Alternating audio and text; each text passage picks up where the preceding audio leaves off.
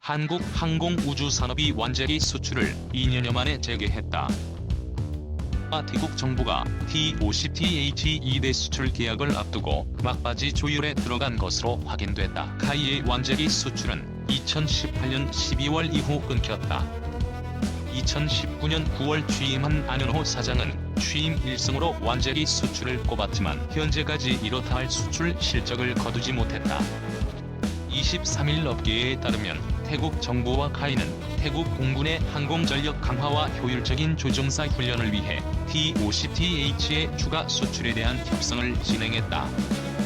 T-50TH는 보등 훈련기인 T-50 골든이글을 태국에 맞게 개조한 기체다. 태국은 현재까지 T-50TH 12대를 사들였다.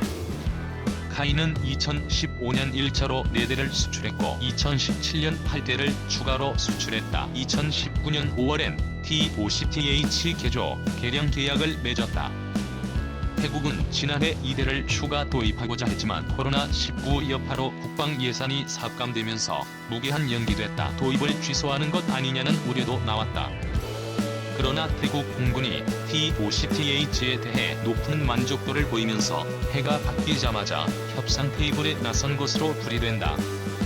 이에 따라 T-50은 인도네시아 16대, 이라크 24대, 필리핀 12대, 태국 14대 등 총 66대의 수출 실적을 기록할 전망이다.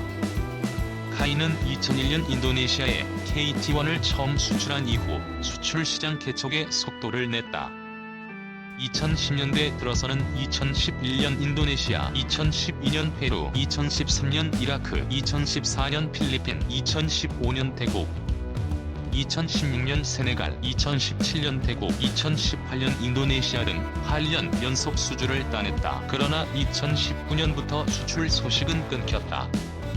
이번 T-50TH 2대 수출이 성사되면 2년여 만에 수출 물꼬를 틔운 것이기에 의미가 크다. 카이는 기세를 몰아 올해 콜롬비아와 말레이시아엔 FA-50을, 캄보디아와 인도네시아엔 수리온을 수출하기 위해 전력을 다한다는 방침이다. 특히 말레이시아는 올해 예정된 FA-50 18대 계약 물량을 따내는 것이 목표다.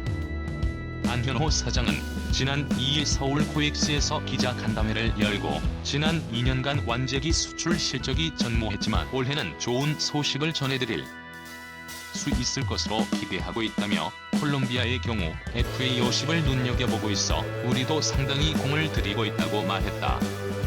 이 FA-50 말년서 중합작기와 수출 경합, 한국형 전투기 KF-21 라며 CJ기가 출고식을 가진 가운데 국산 경공격기 FA-50이 말레이시아에서 중국과 파키스탄이 공동 개발한 JF-17과 치열한 수출 경쟁을 벌이는 것으로 알려졌다.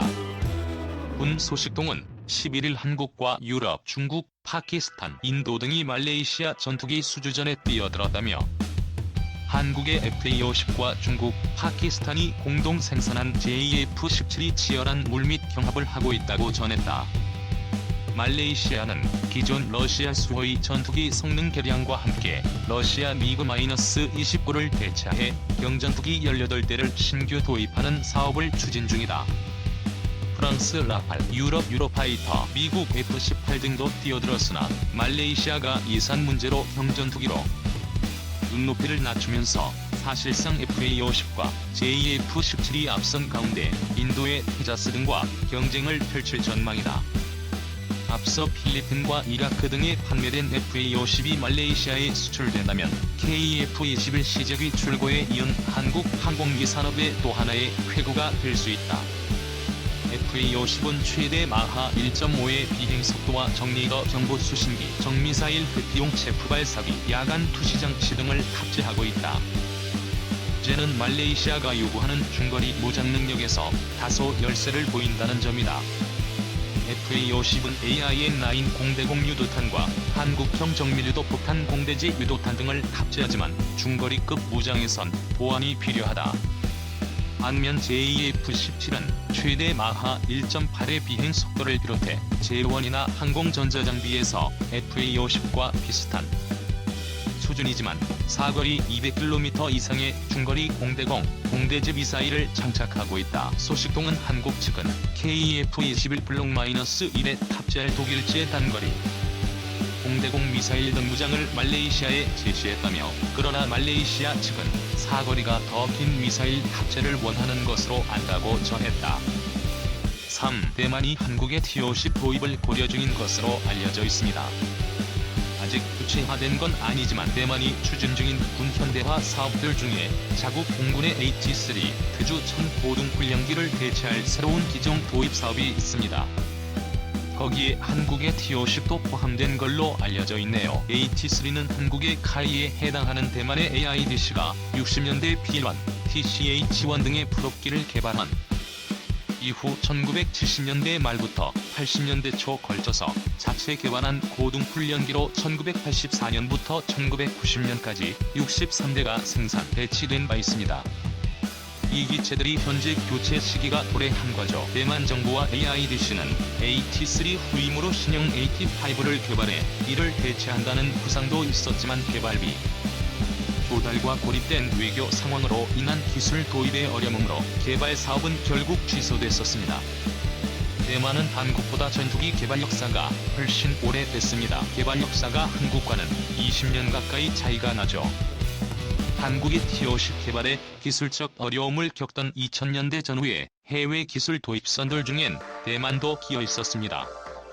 AIDC 출신 엔지니어들이 한국에 입국해 AT-3와 경국기 개발 노하우를 바탕으로 이 문제를 해결한 경우도 있었습니다. 기사 원문 링크.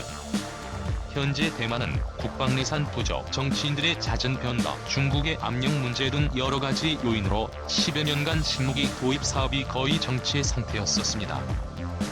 그러나 식무기 도입이 최근 다시 가속을 받고 있습니다. 몇 달 사이 12대 P-30와 30대 AH-64E 아파치의 전달이 이미 시작되고 있습니다. 아파치의 경우는 도입 계약을 체결한 지 2년 만에 초고속으로 전달이 시작되네요. 그리고 또 내년이면 60대의 UH-60M 전달이 시작될 예정으로 있습니다. 축소된 국방 예산과 중국과의 관계 호전 등으로 새로운 장비를 구입하기엔 대내외적으로 여전히 녹록지 않은 상황이지만 대만 국방부는 나름대로 신무기 도입에 관한 향후 청사진을 열심히 그리고 있습니다. 현재 대만 각군이 도입을 추진 중이거나 진행 중인 굵직한 무기 도입 사업은 다음과 같습니다. 우선 최근 P-30 전달 시작으로 일단 대잠 초계기 문제에 급한 불을 끄고 한숨 돌린 대만 해군이 추진 중인 신무기 도입 사업들입니다. 첫째는 신형 잠수함의 시급한 도입입니다. 대만은 현재 80년대에 도입한 2척의 네덜란드제 잠수함과 2차 대전 유물인 2척의 구피급 등 총 4척의 잠수함을 운영하고 있습니다. 신규 잠수함 도입 사업은 수십 년째 여러가지 이유로 겉돌고 있는데 최근 대만 대통령 마잉조와 국방장관이 최신형 디젤 잠수함 도입의 중요성에 대해 다시 한번 역설한 바 있어 도입 사업이 다시 힘을 얻고 있습니다. 대만 해군의 도입 사업 중 최고 1순위 사업이라고 하네요. 두 번째는 8척의 오래된 룩스급 대잠 프리깃의 대체 사업입니다. 현재 자국 방산업체가 개발 중인 만재 배수량 500에서 1000톤급 사이의 스텔스형 쌍동선 포르벳으로 룩스급의 대체를 고려 중에 있습니다. 대만의 초음속 대함 미사일을 장착한 스텔스함 사업으로 알려진 게 바로 이거죠. 그리고 세 번째로 이지스함 도입 문제입니다. 미국의 수출 거부로 대신 4척급의 키드급 항공함들이 도입됐음에도 불구하고 이지스함 도입에 대한 대만 해군의 열망은 아직 식을 줄 모릅니다.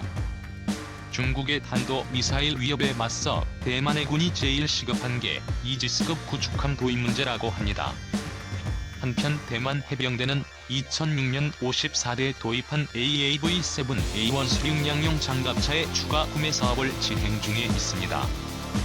현재 AAV-7A1과 병행 사용 중으로 교체해야 할 LVTT-5A1이 48대나 남았다고 합니다. 대만 공군의 신규 도입 사업이 제일 난방입니다.